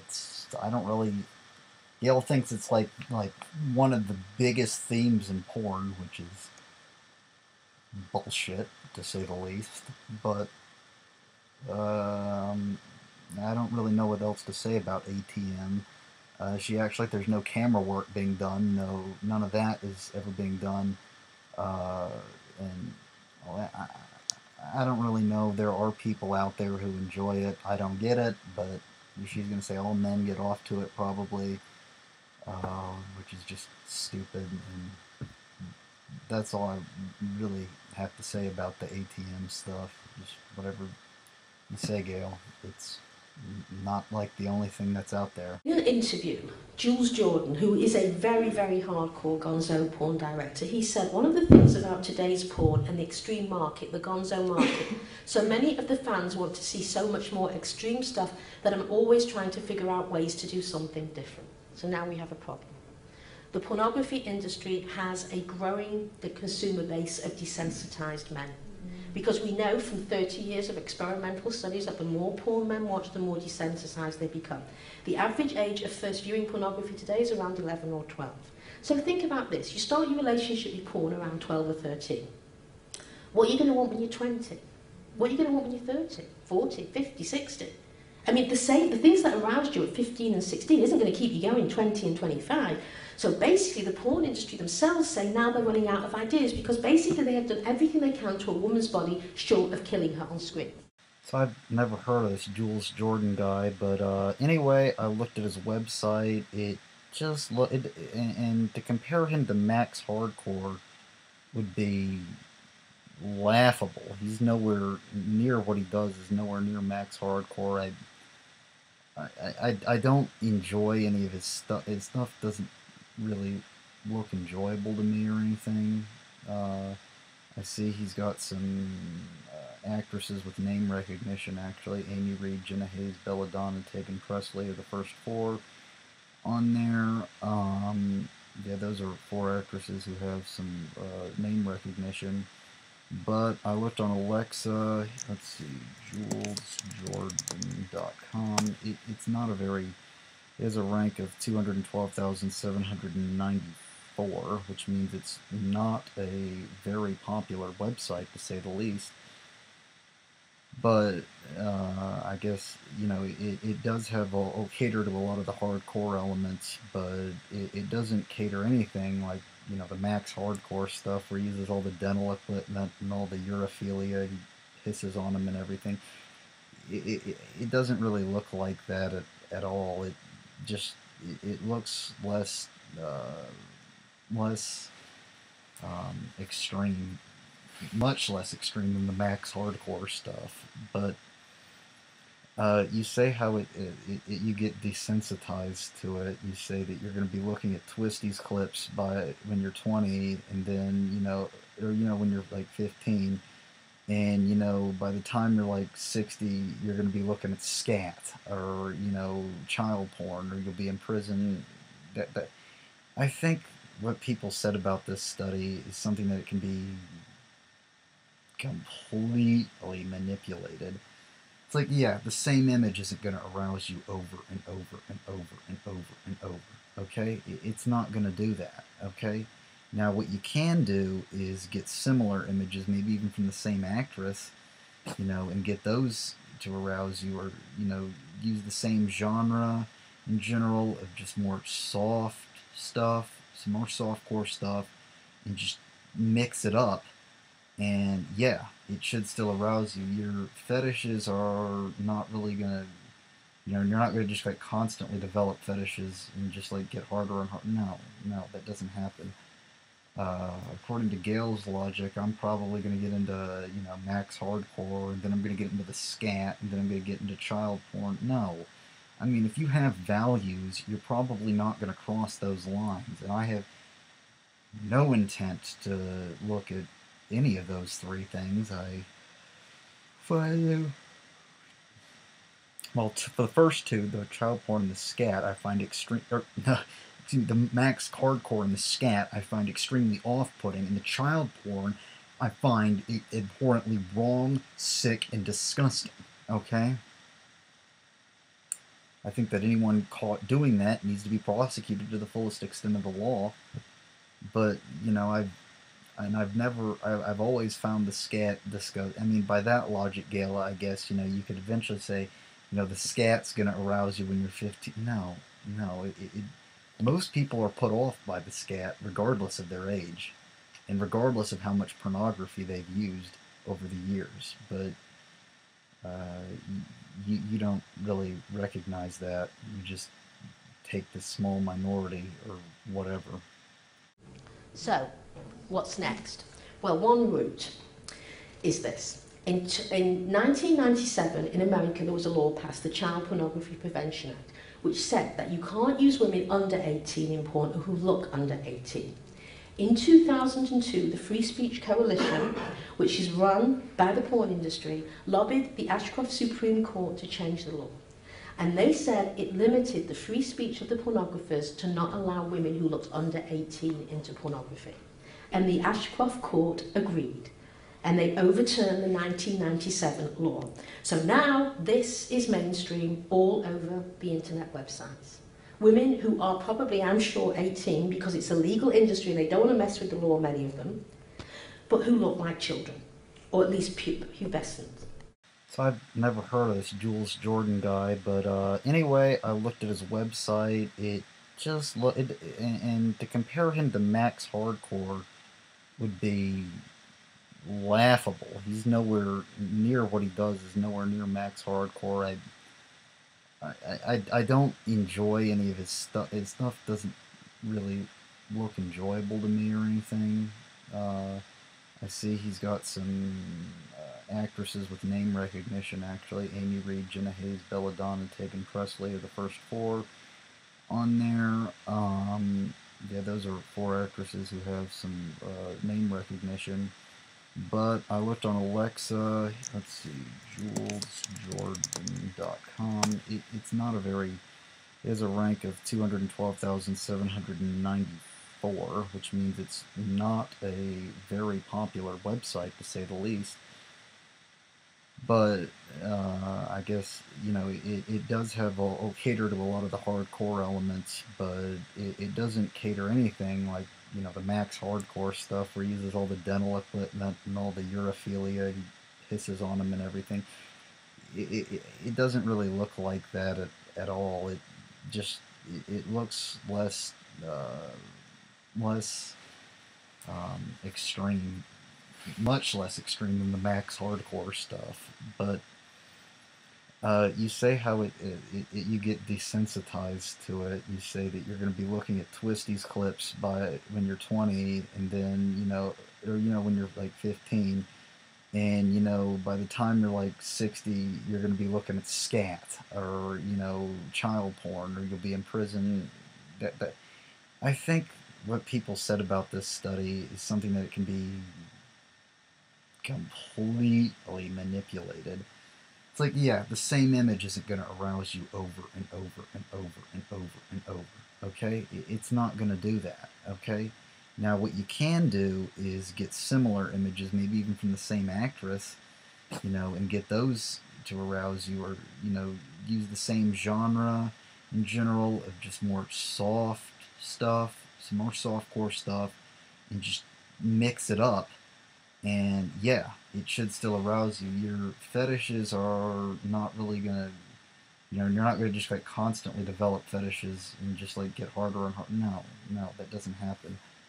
According to Gail's logic, I'm probably gonna get into, you know, Max Hardcore, and then I'm gonna get into the scat, and then I'm gonna get into child porn. No, I mean, if you have values, you're probably not gonna cross those lines, and I have no intent to look at any of those three things. I find,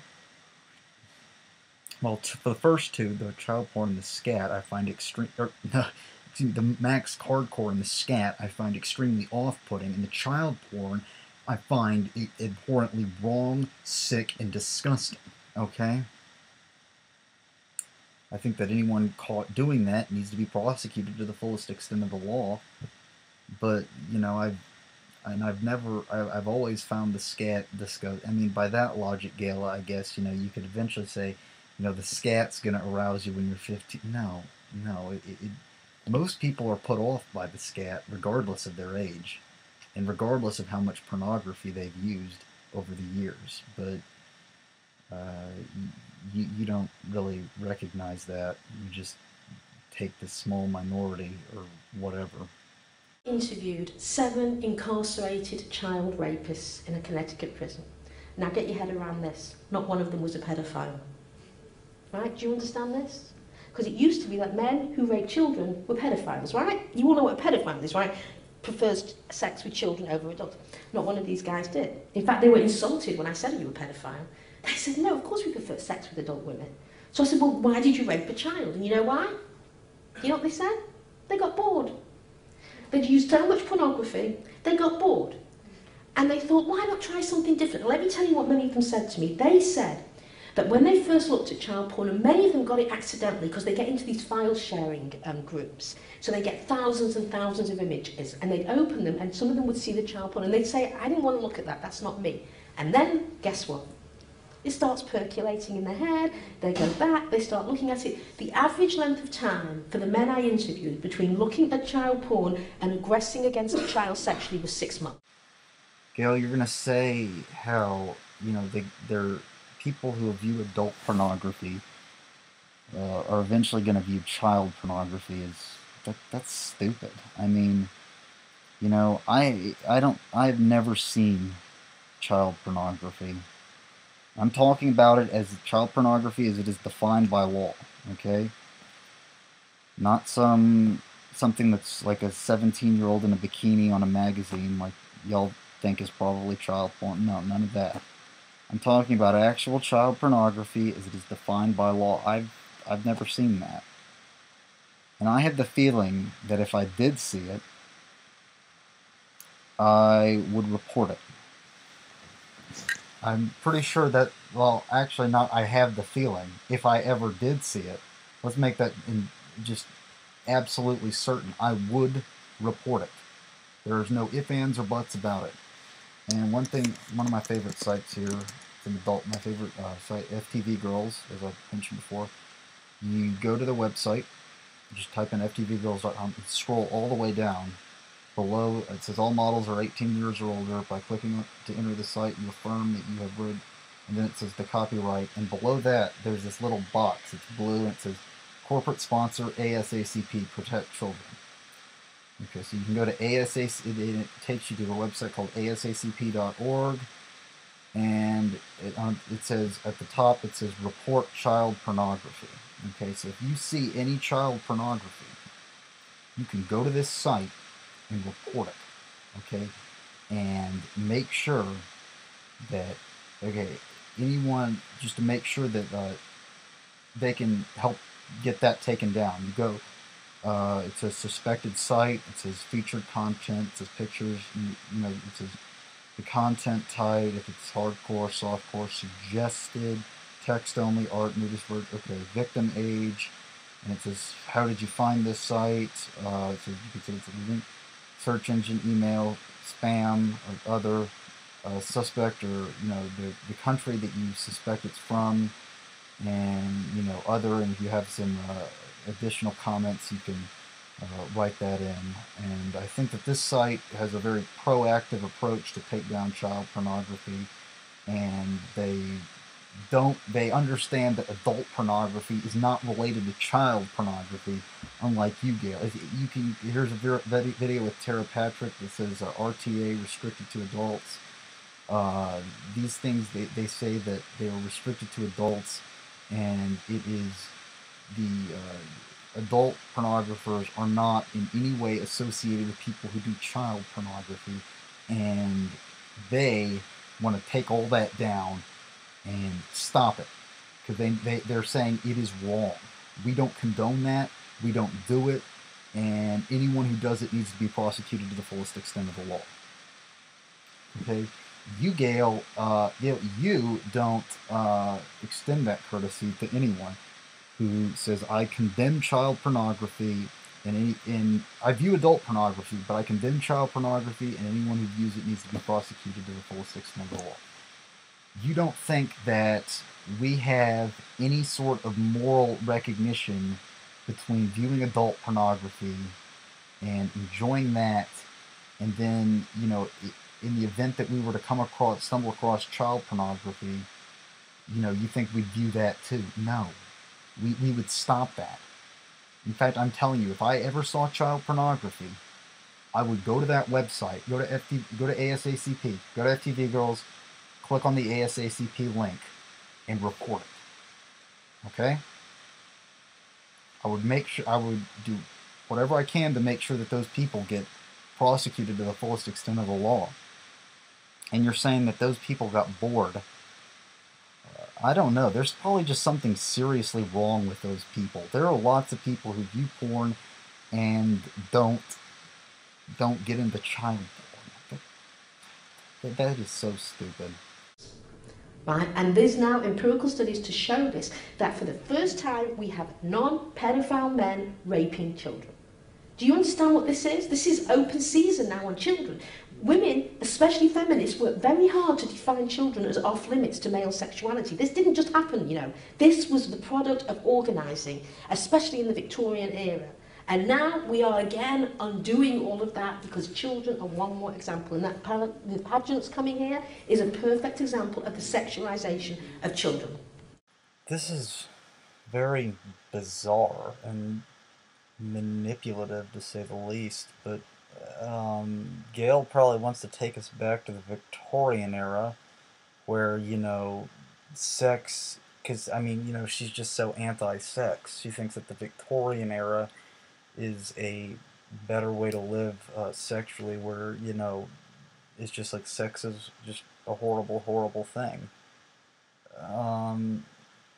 They sort of may have had reasons for that at the time with, they didn't have as good a protection as we do today, and, they didn't have the cures for all the diseases like we do today 100 years ago.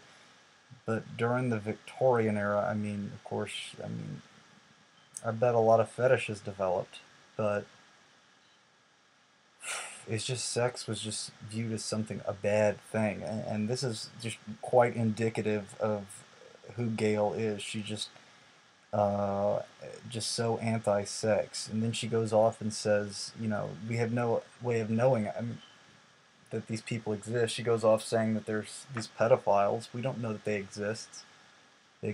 We don't know that their names, that we don't know where they're incarcerated, except for Connecticut, she said. And you can't correlate those two studies, okay? There is no correlation between those two. You can't just correlate. I don't know if there's even a correlation, really, just because there's so many people who view pornography and are not child rapists either. That doesn't mean, oh, I got bored. No, that's stupid. And to judge everyone, like everyone's going to just rape a child, that's stupid. To say something like that. That's not going to happen. In fact, most people who view pornography are not child molesters. Probably, I don't know what caused it. You don't even know if they viewed pornography. You didn't even say that they did. I'm sure you didn't even ask them. You just assume that, just to, they could have come from a sexually oppressed society and had, someone like you as a mother says, you should, be ashamed of your sexuality. That could be what caused it. You don't know that, Gail. People who don't masturbate, fucked up shit happens with that. But I don't really. This is just a stupid, stupid statement, and it's bigotry to judge. Say everyone who views pornography is going to become a child rapist is sort of what it seems like you're advocating here. Yeah, Gail then goes off on some tirade on how to fight back or whatever, but she probably says how capitalism's evil once, and then she says to buy her book, but uh, the point that it seems to be made is that I guess over this entire thing that we can say Gail is devoid of any academic merit. She has no citing of her sources either. She doesn't even know that we can just look at Alexa.com and prove like all the Max Hardcore stuff isn't really popular, and sites like Twisties and probably one of the most popular porn-related sites is a tube site though, X and XX. You can't really count that. Reality Kings is pretty popular according to Alexa, but the thing that really bothers me is that Gail clearly thinks that pornography is wrong. And I mean, a lot of these people that say that they just think it's wrong, and what they think is it's like smoking crack, basically, is what they think it's like. So they don't. I mean, someone who's studying the effects of crack cocaine on someone, I guess they look at the people. We know it's bad for you. We know crack cocaine, what it does to your body, so they don't want to do it.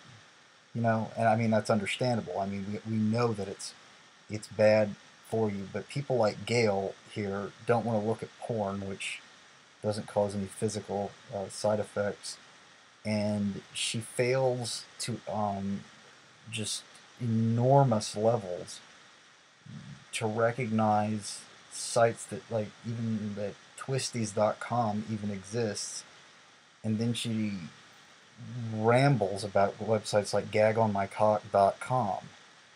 Uh, you know, if gagonmycock.com, it's not popular. If it were popular, I would have even heard of it. I haven't even heard of some of these people you bring up. Have I heard of Max Hardcore? Well, yeah, I heard of him. He's a scumbag, but that doesn't mean that I haven't heard. Just because I've heard of him doesn't mean I like him or like his movies at all. I don't. And it's just like you just go on about Max Hardcore and all the what you call Gonzo, which you don't even know what that is. I mean, which is just embarrassing almost. I don't know. It's just jaw-droppingly stupid. Whenever you use the word Gonzo, you don't even know what Gonzo porn is. So the amount of factual errors in this woman's arguments is very, very, very large. She just doesn't know what she's talking about, basically. And I just think that people need to realize that, and that's why I'm putting this video out, so, people realize people like Gail Dines aren't telling the truth. They say that, these websites exist, and they don't even look at the other ones that what people are actually looking at, not what people are buying, what people are looking at, because there's a lot of porn that isn't even bought. Okay, a lot of people can just get it for free. You can just go to tube sites or whatever. So that argument is just, oh, it's just so fucking stupid. And then, of course, she wants to have sexuality be something that's oppressed. That we should never have sex. Sex is like the Victorian era is the society sort of that Gail wants us to live in, where, prostitution is just a horrible, horrible thing. It's, of course I condemn child sexuality, but she's going to go on and, talk about how people who view adult pornography probably want to view child pornography and all that, and these people don't even realize that adult pornography and child pornography are two separate issues. It's like when people talk about child sexuality and homosexuality, they're two completely separate issues. Just because they're not in the realm of what, neither one of them is in the realm of what these like fundamentalist Christians, for example, think is sexually acceptable. That doesn't mean that they're in the same, they're the same thing, and they should be and nor should they be. One of them shouldn't even be prosecuted. Of course, the other one is a horrible crime. So, I think I have pretty much shown that this woman here is completely devoid of any academic merit. She has absolutely no idea what the hell she's talking about. And I hope most people will start to realize that Gail Dines really is the Kent Hovind of feminism.